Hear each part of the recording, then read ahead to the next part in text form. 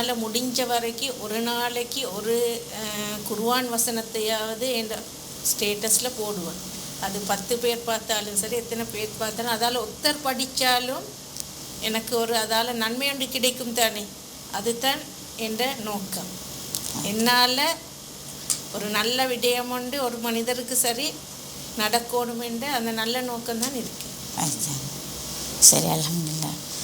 நீங்கள் அந்த ஒரு ஸ்டேட்டஸ் மூலமாக நாங்கள் போடுற ஒரு ஹதீஸோ குர்ஆன் வசனமோ அவங்களுடைய வாழ்க்கையில் இன்னும் அதை படிக்கிற யாரோட வாழ்க்கையிலையாவது மாற்றத்தை ஏற்படுத்தலாம் என்று ஒரு நல்ல நோக்கத்தில் நீங்கள் போடுறீங்க.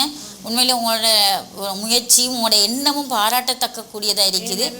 ஏனென்று சொன்னாங்கல்ல, எல்லாருக்கும் இப்போ குர்ஆனை ரீட் பண்ணுறதுக்கு வேலை பழுக்கு மத்தியில் நிறைய இந்த ஃப்ரெண்ட்ஸ்மாருக்கு மத்தியில் ஜாப் செய்தவங்க நிறைய அந்த பிஸியான சூழலில் இப்படி ஸ்டேட்டஸ்ன்றது குறிப்பிட்ட ஒருத்தர் பார்க்குறது தானே வளமையில்.